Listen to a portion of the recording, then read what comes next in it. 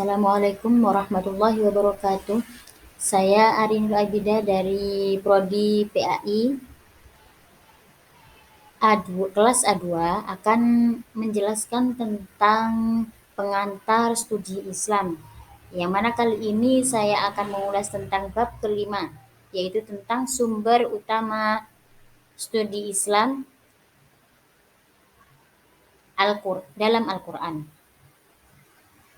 Pertemuan yang lalu membahas tentang objek kajian Islam, yaitu akidah syariah dan akhlak. Maka pertemuan kali ini adalah membahas tentang sumber kajian Islam, yaitu Al-Quran. Setiap orang yang mempelajari Islam harus merujuk kepada Al-Quran, karena ia adalah yang pertama dan utama untuk studi Islam. Pembahasan tentang Al-Quran sangat menarik karena bahasanya memiliki keunikan dibandingkan dengan bahasa Arab pada umumnya. Di samping itu, Al-Quran adalah sumber utama kajian Islam, yang mana dijadikan sumber perdebatan dalam memahami ajaran agama Islam. Maka pengkajian Al-Quran membutuhkan waktu yang cukup lama, tidak sedikit. Tetapi untuk tema kali ini akan dibahas sedikit tentang Al-Quran dan metode memahaminya. Di sini Al-Quran dan metode memahaminya, yaitu terdapat beberapa ulasan, yaitu yang pertama hakikat Al-Quran, yang kedua tentang problematika memahami Al-Quran, yang ketiga metode studi Al-Quran.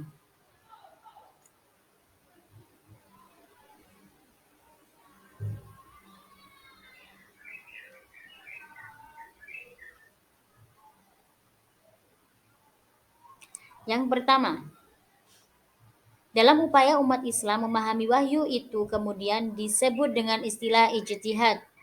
Dan ijtihad itulah yang menghasilkan pemahaman atau pemikiran-pemikiran tentang agama Islam. Sehingga hasil ijtihad yang dilakukan oleh setiap umat Islam yang berbeda satu dengan yang lainnya karena perbedaan kapasitas keilmuan, faktor sosial, politik, pendidikan, dan beberapa faktor yang lainnya. Yang pertama di sini adalah tentang hakikat Al-Quran.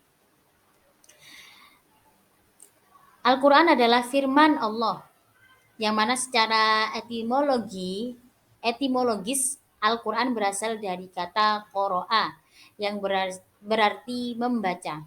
Secara umum, Al-Quran adalah firman Allah atau kalamullah yang diturunkan kepada Nabi Muhammad SAW melalui perantara malaikat Jibril dan dinilai sebagai ibadah bagi pembacanya, yang mana telah diterangkan dalam Al-Quran surah Asy-Syu'ara ayat 192 sampai 195,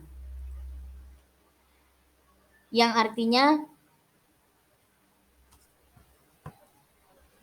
sesungguhnya ini adalah wahyu Allah, Tuhan semesta alam, dibawa turun oleh ruh setia ke dalam hatimu agar engkau dapat memberi ingat dalam bahasa Arab yang jelas. Al-Quran merupakan sumber utama bagi umat Islam dalam mengarungi kehidupan ini sesuai dengan aturan yang dibuat oleh Allah Subhanahu wa taala. Dan Al-Qur'an ini adalah termasuk mukjizat terbesar Nabi Muhammad SAW sepanjang masa. Al-Qur'an adalah kitab suci umat Islam yang dijadikan pedoman dalam kehidupannya. Istilah Quran seringkali diterjemahkan sebagai bacaan atau tilawah. Tilawah adalah bacaan yang dilantunkan. Sebagian mufassir berpendapat bahwa kata tersebut berasal dari kata kerja dalam bahasa Arab, yaitu orona, meletakkan bersama-sama atau mengikat bersama-sama, yang berarti yang berarti bacaan suci yang terhimpun dalam bentuk kitab.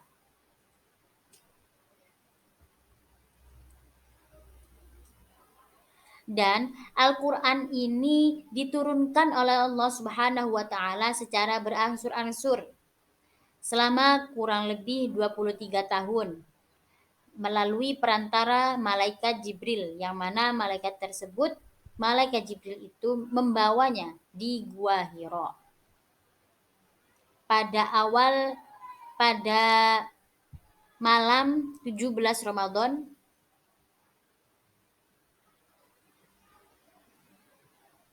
Pada malam 17 Ramadan itulah beliau Nabi Muhammad SAW menerima Al-Quran atau menerima wahyu tersebut. Sebagaimana ayat yang pertama yang diturunkan kepada Nabi Muhammad SAW, yaitu surah Al-Alaq ayat 1 sampai 5.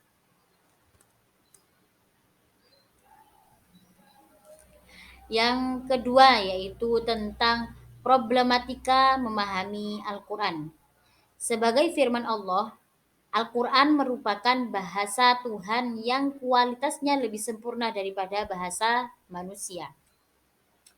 Untuk itu, tidak mudah memahami Al-Quran secara sempurna. Bahkan tidak ada satupun orang yang bisa atau yang mampu memahami Al-Quran, isi Al-Quran tersebut secara utuh dan sempurna, kecuali Nabi Muhammad SAW, sang penerima wahyu.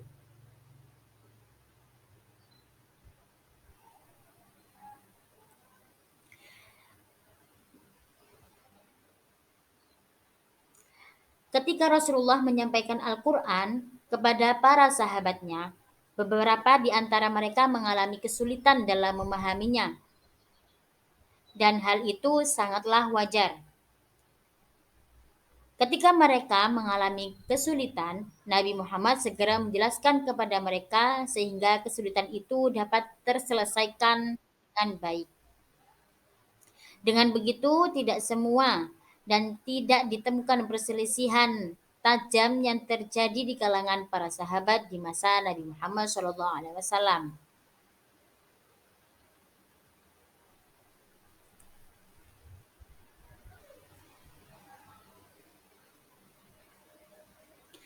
Akan tetapi juga terkadang Nabi menjelaskannya secara langsung, tidak usah para sahabat meminta penjelasannya.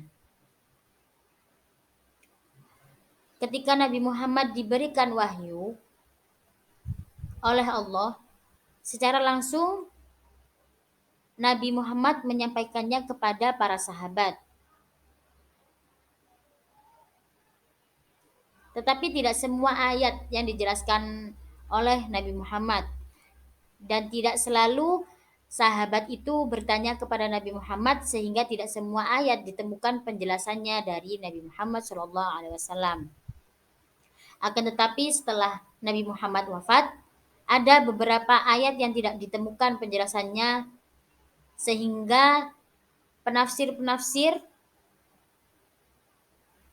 dibutuhkan pada saat itu, yang mana penafsir itu kemungkinan besar hasilnya dapat berbeda-beda antara satu penafsir dengan penafsir yang lainnya. Dari perbedaan tersebut kemudian tidak dapat disatukan karena sumber utama yang dapat memahami isi Al-Quran hanyalah Nabi Muhammad SAW.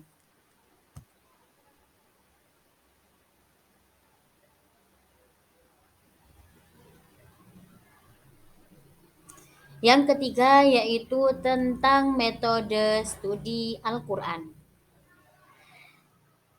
Di sini studi tentang Al-Quran, yaitu tentang kitab suci, membutuhkan studi dokumen dan konteks historis di mana kitab suci itu berada.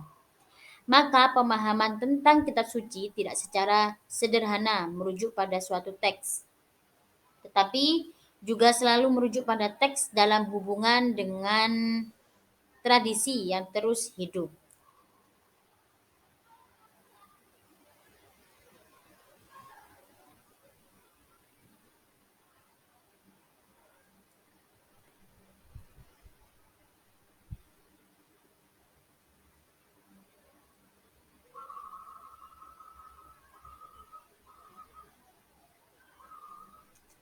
Selama umat Islam menggunakan kitab suci untuk merujuk lebih pada suatu dokumen dan tidak lebih dari sekedar dokumen, maka makna kitab suci sebagai fenomena penting dalam kehidupan dan sejarah agama tidak akan dapat diakses.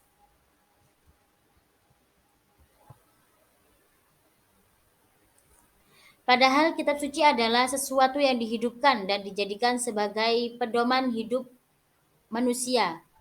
Adapun signifikasinya, etimologis dan harfiahnya, kitab suci adalah petunjuk bagi kehidupan, di mana ia hidup sebagai realitas oral atau aural serta vokal. Jamaluddin Al-Afghani mengatakan, Innal Qur'ana hayyun la yamut. Sesungguhnya Al-Quran itu hidup, tidak mati. Maka isi Al-Quran tidak dapat diwakili hanya dengan bentuk terjemahannya saja. Buktinya, yang merupakan kitab suci adalah teks aslinya. Berbeda dengan kitab-kitab yang lain, di agama yang lain, yang dapat digantikan dengan bahasa pemeluknya. Sekian dari saya, kurang lebihnya saya mohon maaf yang sebesar-besarnya. Terima kasih. Assalamualaikum warahmatullahi wabarakatuh.